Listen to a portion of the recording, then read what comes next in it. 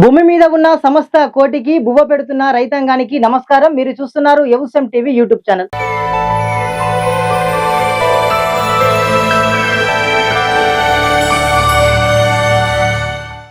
Present అయితే మనం జయశంకర్ భూపాలపల్లి జిల్లా చిట్యాల మండలంలోని చైన్పాక గ్రామంలో ఉన్నాము. మన పక్కన ఉన్న రైతు పేరు సరోత్తం రెడ్డి గారు. కుమ్మం సరోత్త గారి యొక్క క్షేత్రంలోనైతే మనం ఉన్నాము. దాదాపుగా 3 సంవత్సరాల నుంచి కూరగాయల పంటను సాగు చేస్తున్నారు. పలువురు రైతులకు ఆదర్శంగా నిలుస్తూ లాభాల బాటలో ముందుకు సాగుతున్నారు. అసలు ఈ ఆలోచన ఎందుకు వచ్చింది, మరి ఈ యొక్క ఆలోచన రావడానికి దారితీసిన కారణాలేంటి, మిగతా 3 సంవత్సరాల క్రితం ఏమేం పంటలు సాగు చేశాడు, అప్పుడు లాభాలు ఎలా ఉన్నాయి, నష్టాలు ఎలా ఉన్నాయి, ఇప్పుడు లాభాలు ఎలా ఉన్నాయి, నష్టాలు ఉన్నాయి, అదేవిధంగా పందిరి వేయడానికి గల కారణాలు ఏంటిది, ఎంత ఖర్చు అయిందనే విషయాలను పూర్తిగా తెలుసుకునే ప్రయత్నం చేద్దాం. మనతో పాటు కుంభం సరోత్తం రెడ్డి గారు ఉన్నారు. నమస్కారం అండి. నమస్తే. ఎలా ఉన్నారండి? బాగానే ఉన్నామండి. ఓకే, గత 3 సంవత్సరాల నుంచి అయితే మీరు ఈ కూరగాయల పంటల సాగు వైపు అయితే వచ్చారని కూడా మాకు తెలుస్తా ఉంది. ఓకే, మొత్తం మీకు ఎన్ని ఎకరాల ల్యాండ్ ఉంది, మీరు ఏమేమి పంటలు సాగు చేస్తారు? అయితే నాకు 9 ఎకరాల ల్యాండ్ ఉంది. ఓకే, అది ఇంత ముందు ఇందులో పొలం చేశాను. పొలం చేస్తే ఎక్కువ లాభాలు కనపడలేదు. పొలం చేసి దానికి దున్నుడు చేయడం, దానికి నీళ్లు సరిగ్గా అందకపోవడం, ఆ టైంలో వర్షాలు బాగా వచ్చి కొంచెం పొలం డ్యామేజ్ అవ్వడు, అంత చేతికి వచ్చేసరికి 20,000 పెట్టుబడి అయ్యేది, 15,000 రూపాయలు చేతికి వచ్చేది. అంటే ఒక ఎకరానికి వచ్చేసి 15,000 అంటే 9 ఎకరాలకు 1,50,000 లోపు 1,50,000 లోపు వచ్చేసేది. బాగా ఆలోచన చేసి మాకు తెలిసిన కొంతమంది దగ్గరికి పోయి సలహాలు తీసుకొని సిద్దిపేట ఏరియాలో చంద్రపూర్ దగ్గరికి వెళ్ళి ఎట్లా చేస్తే బాగుంటుంది, ఏది బాగుంటుంది అని చెప్పి ఒక 2-3 సార్లు పోయి ఆ వివరాలను తెలుసుకొని ఎట్లా చేస్తే బాగుంటుంది అని చెప్పి పందిర్లు ఏ విధంగా వేయాలి, పెంచిన ఎవరు వేస్తారు, వాళ్ళ డీటెయిల్స్ అని తెలుసుకొని నేను వాళ్ళతో ఫోన్ నంబర్లు అన్ని తీసుకొని వచ్చి ఫస్ట్ పందిరి వేయడం జరిగింది. కూరగాయల పందిరి అంటే అందులో బీర సాగు చేశాం. బీర సాగు చేసిన సంవత్సరమే నాకు పెట్టుబడి పోను ఒక్క 20 గుంటలనే 1,00,000 రూపాయలు వచ్చినాయి. పెట్టుబడి పోను అంటే 9 ఎకరాలు చేసినప్పుడు 1,50,000 వచ్చినాయి. ఒక 20 గుంటలు చేస్తే నాకు అన్ని పోను 1,00,000 రూపాయలు వచ్చినాయి. అది ఎంత విత్ ఇన్ 3 నెలలు వచ్చినాయి. ఇది 6 నెలల పంట.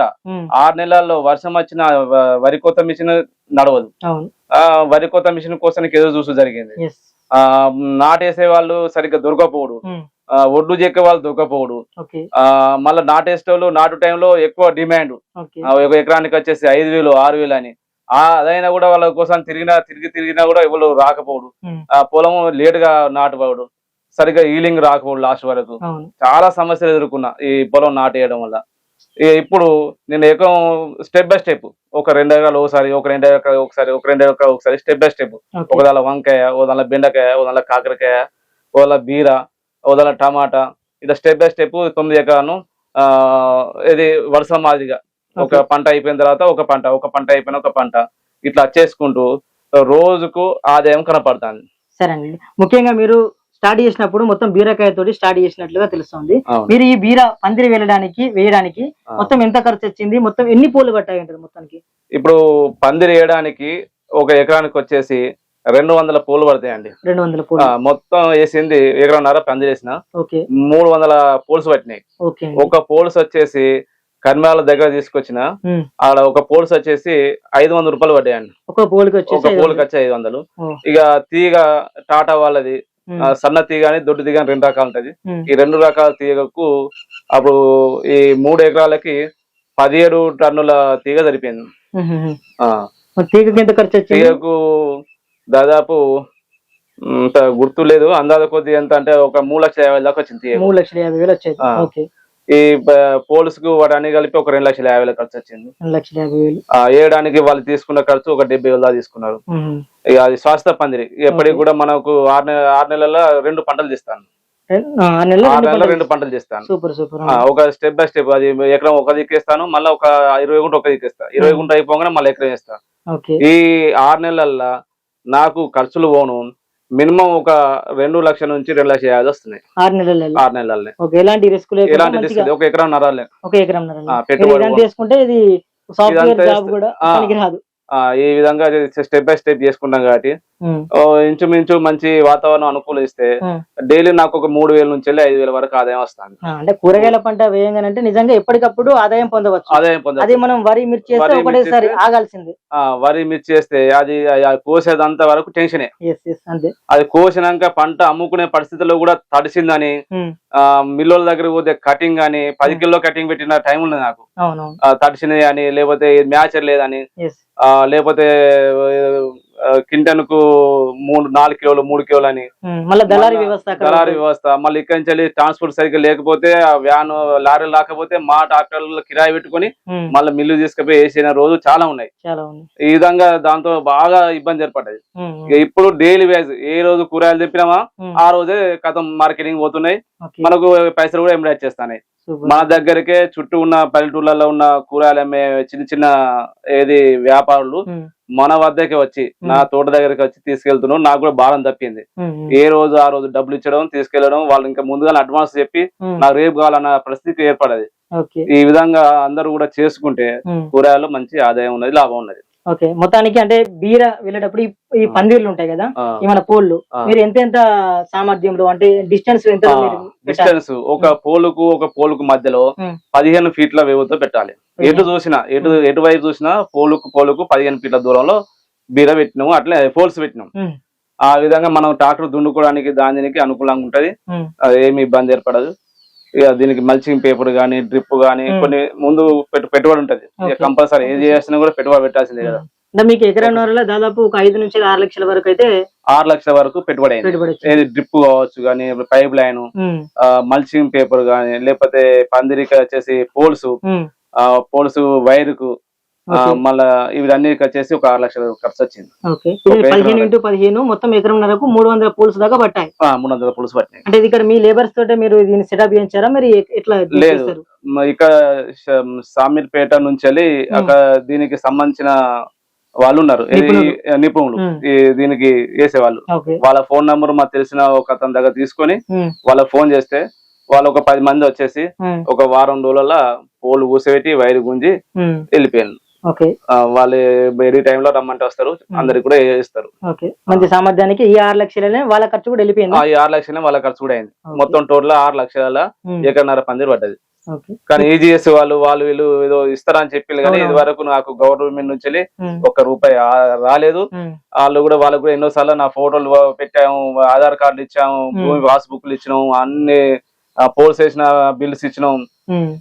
వాళ్ళు ఎంత సబ్సిడీ, ఎంత దానికి సంబంధించి ఎంత వస్తుంది అన్నారు? సబ్సిడీ 20 గుంటలకి ₹1,00,000 ఇస్తా అన్నారు. అది వచ్చినా కొంచెం ఒకటి ఉండు. కానీ నాతో చాలా రైతుల మంది వేసుకునేటానికి ఆలోచన ఉన్నది, కానీ గవర్నమెంట్ నుంచి సహకారం లేదు.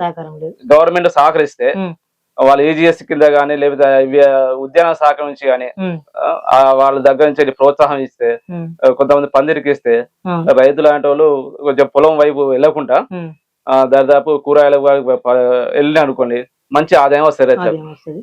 ఓకే, మొత్తానికి ఇప్పుడు ఈ పందిరి వేస్తే మనకి ఎన్ని కాలాల పాటు ఉంటది పందిరి అనేది? మనకు పందిరి దీన్ని శ్వాస పందిరి అంటారు. దాదాపు 15 సంవత్సరాల వరకు అయితే వైరు మంచి క్వాలిటీ వైర్ తీసుకోవాలి. క్వాలిటీ వైర్ తీసుకుంటే 15 సంవత్సరాల దాకా కంపెనీ వారంటీ ఇస్తుంది వైరుకు. 15 సంవత్సరాల దాకా బాగుంటది. మనం ఎన్ని రోజులుగా పడుకుంటే రౌతులు కాబట్టి కొన్ని 100 ఏళ్ళు కూడా ఉంచుకోవచ్చు. మన ఇల్లు కట్టిన పురాతన కూడా రాళ్ళు ఉంటున్నాయి కాబట్టి రాళ్లతో కట్టింది బాగుంటది. అది ఎన్ని రోజులు అని ఉంటది. ఒకవేళ ఒక 15 సంవత్సరాల తర్వాత అయినా వైరు డ్యామేజ్ అయితే మళ్ళీ వైరు గుంజుకోవచ్చు, మళ్ళీ కొనుక్కోవచ్చు, మళ్ళీ వైరు గుంజుకోవచ్చు, మళ్ళీ ఏదో చేసుకోవచ్చు. సరే అండి, ఇప్పుడు మీరు ప్రజెంట్ బీరకాయ తోటను పండిస్తున్నారు, మన వెనుక కనబడుతుంది బీర తోట. సో మొత్తం అది ఎన్ని గుంటలు? ఇది ప్రజెంట్ 20 గుంటలు. ప్రజెంట్ ఇది 20 గుంటలు. 20 గుంటలు. మీరు విత్తనం ఎంత? ఒక 20 గుంటలకు ఎంత విత్తనం పెట్టారు? 20 గుంటలకు 6 ప్యాకెట్లు విత్తనం పెట్టినాం. అది నావి అని, ఏది ఈస్ట్ వెస్ట్ కంపెనీ నావి. అది 6 ప్యాకెట్లతోని 20 గుంటలు సరిపోయింది. 20 గుంటలు సరిపోయిన తర్వాత మనకు ఎప్పుడంటే నెల 15 రోజుల తర్వాత ఖాతా స్టార్ట్ అవుతుంది. నెల 15 రోజులు కాస్తుంది. ఈ 20 గుంటల్లో మనము మంచి ఖాతా తీసుకోవచ్చు. ఇది రోజుకు కింటను బీరకాయ అయితే కంపల్సరీ వస్తుంది. రోజు అంటే ఒక నెల రోజుల వరకు వస్తుంది. ఒక నెల రోజుల వరకు 25 రోజులకు లేదు, ఇత్తనం పెట్టిన కాంచి నెల 15 రోజుల తర్వాత స్టార్ట్ అవుతుంది. నెల 15 రోజుల తర్వాత ఇత్తనం పెట్టిన తర్వాత నెల 15 రోజులు స్టార్ట్ అవుతుంది. నెల 15 రోజులు ఖాతా వస్తుంది. అయితే ఈ నెల 15 రోజుల నెల రోజులు రోజుకు కింటను 80 కిలో 70 కిలో అట్లా వస్తాయి. ఇక నెల రోజుల తర్వాత దినం తప్ప దినం తెంపాలి. దినం తెంపితే అదొక రోజు దినం తప్ప దినం అదొక కింట వస్తాయి. ఇట్లా ఇది 30 క్వింటాలు అదో వచ్చేసి 10 క్వింటాలు వేసుకున్నా కూడా 40 క్వింటాల బీర తీయవచ్చు. 40 క్వింటాల బీర అయితే రోజు తప్పించి రోజా టోటల్ గా మొత్తం 15 రోజుల 15 రోజుల 30 నుంచి 40 క్వింటాల బీర తీయవచ్చు. ఎంత చేసుకున్నా ఒక కిలోకి వచ్చేసి 50 రూపాయలు తీసుకున్నా కూడా 30 క్వింటాల్ అంటే 1,50,000, 40 క్వింటాల్ అంటే 2 లక్షల వరకు ఆదాయం వస్తుంది. 2 లక్షల ఆదాయంలో కూలోళ్లకు విత్తనాల ఖర్చు అంత ఖర్చు ఒక 50 నుంచి 60,000 దాకా అయినా కూడా 1,50,000 అయితే కంపల్సరీ రైతుకు వస్తాయి. ఇదైతే 100% నేను తీసిన నమ్మకంగా చెప్తున్నా. నిజంగా అంటే మీ ఒక మాటలోనే మనకు అర్థం అవుతుంది. అంటే ఒక 45 రోజుల తర్వాత నుంచి మనకు క్రాప్ స్టార్ట్ అవుతుంది. 40 రోజులు మనం వర్క్ చేసింది ఓన్లీ 45 రోజులలో మనం క్రాప్ తీసుకోవచ్చు. 40 రోజుల్లో క్రాప్ తీసుకోవచ్చు. 40 క్వింటాల వరకు కూడా మనకు ఆదాయం అయితే వచ్చే ఒక 20 గుంటలనే చెప్తున్నది. ఎకరాలు లెక్కేస్తే ఆ ఎకరాల లెక్క వేరే ఉంటుంది. మనం క్యాలిక్యులేట్ చేసుకోవచ్చు. దాన్ని క్యాలిక్యులేట్ చేసుకోవచ్చు. ఎకరాలతో కూడా క్యాచ్ చేసుకున్నా కూడా బాగుంటది. అదే ప్రజెంట్లీ మాత్రం ఒక 20 గుంటలు వేసినా ఇంకో ఎకరం వేయడానికి సిద్ధంగా ఉన్నా. మీరు బీరా గింజలు మరి ఎంతెంత డిస్టెన్స్ లో పెట్టారు, ఎంత స్పేసింగ్ మెయింటైన్ చేశారు? అయితే నేను మల్చింగ్ పేపర్ వేస్తాను. అదే మల్చింగ్ పేపర్ వేయడం వల్ల ఏంటంటే మనకు గడ్డి జాతి అనేది లేకుండా ఇది ఫీటున్నరలా ఒకటి లేకపోతే 2 ఫీట్లలో ఒక గింజ పెట్టాలి. 2 ఫీట్లలో ఒక గింజ పెట్టుకుంటే బ్రహ్మాండంగా వచ్చేస్తుంది. అది పందిరికి టచ్ అవుతుంది. పందిరికి ఎక్కించేటప్పుడు కూడా మేము ఒక పని చేస్తాం. పందిరికి ఇచ్చేటప్పుడు మన చేపలు బట్టి జాలి వేస్తుంటే ఉంటది అంటే మార్కెట్ లో ఆ జాలి తీసేసి కడతాం అంటారు. అది అప్పుడు ఏం చేస్తామంటే ఆ జాలిని పట్టుకొని పందిరికి ఎక్కుతుంది.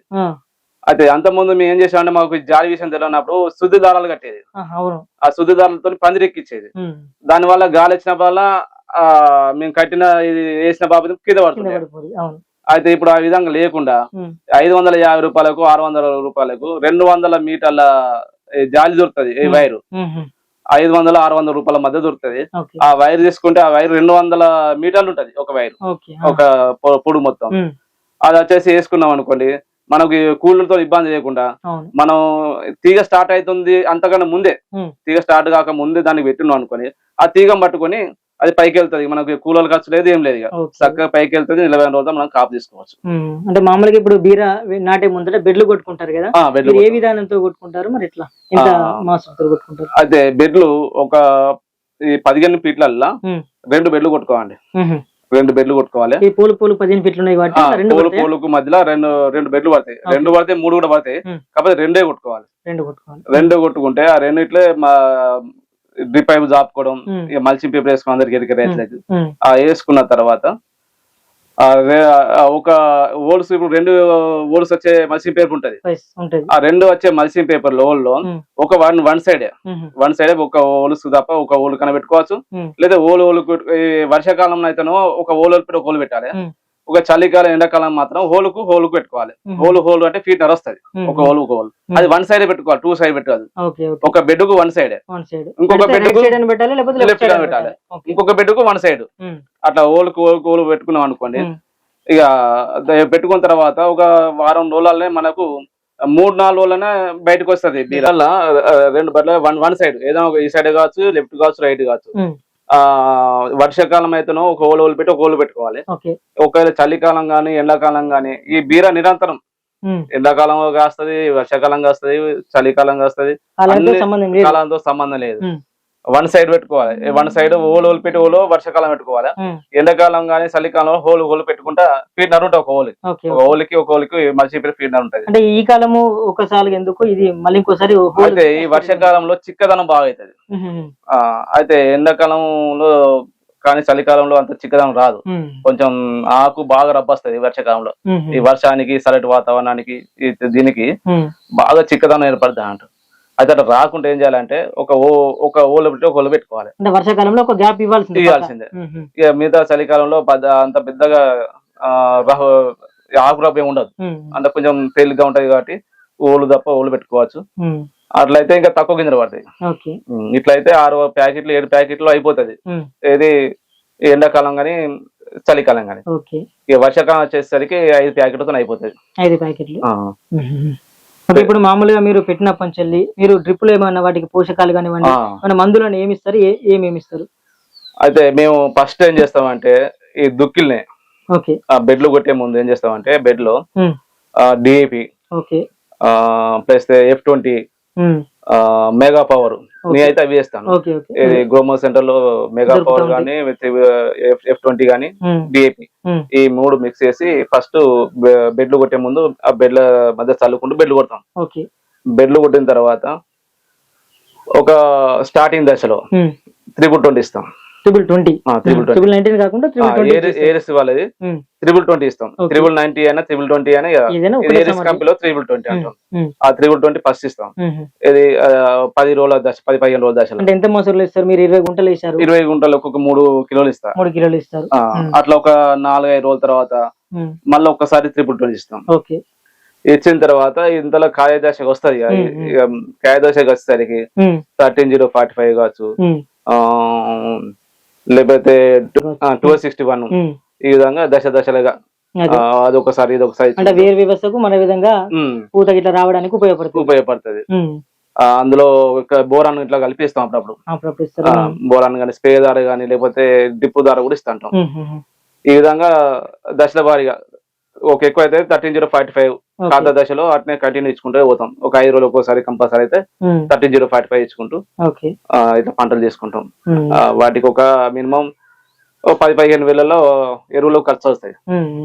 మనకు పూత రావడం ఎప్పుడు ఏ రోజున స్టార్ట్ అవుతుంది అంటే మాక్సిమం గా? పూత మనం పెట్టినాక నెలకు స్టార్ట్ అవుతుంది. నెల 5-6 రోజుల్లో స్టార్ట్ అవుతుంది. నెల 15 రోజుల్లో ఖాతా వస్తుంది. పూత ఖాతాకు వారంలో డిఫరెన్స్ లా ఖాతా స్టార్ట్ అవుతుంది. ముఖ్యంగా ఇవి దీనికి సంబంధించి ఎలాంటి రసం పీల్చే పురుగులు కొన్ని ఆశిస్తా ఉంటాయి. దీనికి ఎలాంటి రసం పీల్చే పురుగులు ఆశించా మీరు ఎలాంటి జాగ్రత్తలు తీసుకున్నారు? వీటికి రసం పీల్చే పురుగులు ఉంటాయి. దోమ ఉంటది, నల్లి కూడా ఉంటది. ఇప్పుడు కొత్తగా మనం మిర్చి వచ్చిన నల్లి కూడా వస్తుంది. ప్లస్ పేను బంక కానీ అవి ఉంటాయి. వాటికి వచ్చేసి మేము ఓబ్రాన్ సోలమాన్ లేకపోతే సిమోండోస్, ఏది సిజెండా కంపెనీలో సిమోండోస్ కానీ ఫస్ట్ స్టార్టింగ్ లో మాత్రం పుక్లింగ్ అక్కారా ఇది వేస్తుంటాం. స్టార్టింగ్ లో ఇంకే దానికంటే ముందు ఏం చేస్తాం అంటే రీసెంట్ ఇట్లా వాడుతుంటారా? రీసెంట్ ఏం వాడాం, మెరీనో గోల్డ్ అది తెగుళ్ళకి సంబంధించి. స్టార్టింగ్ 2వ ఆకులు వేసినప్పుడు ఏం చేస్తాం అంటే అక్టారావును మెరీనో గోల్డ్ కొడతాం ఒకసారి. మళ్ళా తర్వాత నెక్స్ట్ ఒక 4-5 రోజుల తర్వాత అక్టారావును పుక్లింగ్ కలిపి కొడతాం. ఈ దశలో తీగ స్టార్ట్ అవుతుంది. తీగ స్టార్ట్ అయిన తర్వాత కొంచెం పెద్ద మందులకు పోతాం. పెద్ద మందుల కంటే సిమోనోస్ గానీ లేకపోతే నాటివో గానీ లేకపోతే తెగుళ్ళకి సంబంధించింది అమిస్టార్ గానీ ఈ వైపు కొంచెం పెద్ద మందికి వెళ్తాం. పూత సమయంలో మరి ఏమైనా జాగ్రత్తలు తీసుకుంటారు? మామూలుగా ఇప్పుడు మీరు వర్షం కొట్టింది, పూత రాలే అవకాశం ఉంటుంది. దానికన్నా ముందు ఏమైనా జాగ్రత్తలు, తర్వాత ఏమైనా జాగ్రత్తలు ఏమేమి తీసుకున్నారు? అయితే వర్షాలు బాగా పడితే ఏం చేస్తా అంటే డ్రిప్ ద్వారా మందులు ఇవ్వడం కూరదు. అది దాని వల్ల ఏమైందంటే ఈ వర్షాలు పడి బాగా వర్షాలు ఇచ్చినప్పుడు ఏమైందంటే భూమి అంతా జాలు వచ్చేసి ఆకు రెడ్ దశగా వస్తాయి. ఇక టైప్ లో ఏం చేస్తామంటే ఇక నీళ్ళు ఇవ్వము, దానికి డ్రిప్ ద్వారా మందులు ఇవ్వము, స్ప్రే ధర ఇస్తాం. స్ప్రే ద్వారా దానికి సంబంధించిన ఇసాబియన్ కావచ్చు, లేదా 52-32 అదే 52-0-32 కావచ్చు, లేదా 3x20 కావచ్చు. ఇవి దశల వారీగా స్ప్రే రూపంలో ఇచ్చేసి మళ్ళీ దాన్ని కాపాడే ప్రయత్నం చేస్తాం. ముఖ్యంగా బీరలో కాయ తొలిచే పురుగు సమస్య అనేది కనబడుతుంది. బీరలో కాయ తొలిచే పురుగు అనేది ఏం లేదు కానీ ఇందులో పండుగ వస్తుందండి. పండుగ వచ్చి ఏం చేస్తుందంటే దానికి ఆ బీరకు రంధ్రాలు చేసి అందులో గుడ్లు ఇస్తుంది. ఆ గుడ్లు ఇచ్చినాక కాయ అక్కడ మీద మురిగిపోయి అందులో పురుగులు పడుతుంటాయి. అదే పండుగలకు వచ్చేసి బుట్టాలు పెడతాం మేము. ఒక బుట్ట వచ్చేసి 200 రూపాయలు దొరుకుతాయి షాపులలో. ఆ బుట్టాలు వచ్చి పడతాయి. అవి అందులో వాటర్ పోస్తారా? వాళ్ళ వాటర్ లేదు, అలా ఒకటి టాబ్లెట్స్ టైప్ ఉంటది. ఆ టాబ్లెట్స్ అనేది దాని స్మెల్ కు ఆక్రమించుకొని అందులోకి వెళ్తాయి. అందులోకి వెళ్ళినట్టుగా బయట రావయ్యాయి. అట్లా చాలా ఒకసారి అయితే 1000 దాకా పండుగ పురుగులను చూసినాం. ఇప్పుడు కూడా మేము ఒక్కొక్క బుట్టకు వచ్చేసి 100-150 పండుగ వెళ్తుంటాయి, గుర్తుపడతా ఉంటారు, వాళ్ళు కనపడుతుంటాయి, వాళ్ళే తిరుగుతా ఉంటాయి, వాళ్ళకి బయట రావు. అంటే మొత్తం ఒక 20 గుంటలలో మీరు ఎన్ని పండుగకు సంబంధించిన బాక్సులు పెట్టారు? 20 గుంటలకు ఒక 5 పెడతా అండి. 5 పెడతారు. 1200-1500 దాకా ఖర్చు, 1000 రూపాయలు ఖర్చు వస్తాయి. 200 కోటి పడుతుంటాయి, 1000 రూపాయలు ఖర్చు వస్తాయి. ఇవి పెట్టకపోతే మనం 1000 రూపాయల కన్నా ఇంకెక్కువ డబ్బులు పెట్టాలి, చాలా డ్యామేజ్ చేస్తాయి. అవి ఒక్క కాయకాని కాదు, అన్ని కాయలకు రంధ్రాలు చేస్తూనే ఉంటాయి. మరి పని అంతే. ఒక మినిమం ఒక 500 పండుగ పడ్డదంటే కనీసానికి ఒక 1000 సంఖ్యలనే కాయలను ఖరాబ్ చేస్తుంది. 1000 సంఖ్యలనే పోతాయి కాయ. దాంతో మార్కెట్కి వెళ్తే అక్కడ నీరు కావడం, అందం పురుగు లెక్క తయారవడం, మార్కెట్ లో కూడా వాళ్ళు కొంచెం కొనడానికి ముందుకు రారు. దాని వల్ల కూడా మార్కెటింగ్ మనకు ఫెయిల్ అవుతుంది. బీరలో పెట్టుకునే రైతులకు మరి ఏమన్నా అంటే డిసడ్వాంటేజ్ ఉంటాయా? ఏదైనా ప్రాబ్లం మీరు పొందింది ఏమన్నా గమనించాలి? అయితే బీర చాలా సెన్సిటివ్ అండి, దాన్ని అశ్రద్ధ చేయొద్దు అన్నట్టు. ఎప్పుడప్పుడు దాన్ని చూసుకుంటుంటే దానికి ఏం కావాలి, సస్యరక్షణ కోసానికి ఏం మందు కొట్టాలి, ఏ టైం ఏం కొట్టాలి అని సరే మనకు తెలియకున్నా కూడా తెలిసిన వారి షాపుదారు దగ్గర పోయి గిరి అవుతుందని చెప్పి కూడా తెలుసుకొని కొట్టుకోవచ్చు. కాకపోతే దాన్ని ఎప్పుడు రోజు డైలీ చూసుకుంటే ఉండాలి. ఒకసారి డిస్క్ వచ్చిందంటే అది తొందరనే డ్యామేజ్ అవుడే. ఒకసారి మనం అశ్రద్ధ చేసినాం అనుకోండి, ఇక మనం పెట్టిన పెట్టుబడి రాదు, లాస్ట్ కు పంట కూడా చేతికి రాదు. దానికి తర్వాత దిష్టి రాకముందుకే మనం ముంజాగ్రత్త పడాలి. దిష్టి వచ్చిన తర్వాత మాత్రం అది బీర సెన్సిటివ్ ఆగదు, తొందరనే వచ్చేస్తుంది, ఆకులు దగ్గరికి వచ్చేస్తాయి, ఇక ఇంప్రూవ్మెంట్ కాదు, ఆగిపోతుంది. కాయ సమయంలో మీరు పక్క నీళ్లు ఇస్తారా, నీళ్ళు అందిస్తారా, ఆపుతారా దానికోసం? మనకు వర్షాలు లేకపోతే దినం నీళ్ళు ఇస్తాం కంపల్సరీ, దినం కంపల్సరీ నీళ్ళు ఇవ్వాలి. వర్షాలు ఉన్నప్పటి టైంలో నీళ్ళు ఆఫ్ చేయాలి. ఏంటంటే ఈ డ్రై లో ఎక్కువ బీర వస్తుంది, దీనికి వాటర్ ఎక్కువ ఉండదు అనుకోండి, బీర దెబ్బ తింటది. వాటర్ ఎక్కువ కూడా దెబ్బనే. నీళ్ళ అనేది ముఖ్యంగా గుళ్ళగా ఉంటే దీనికి బెటర్ అంట.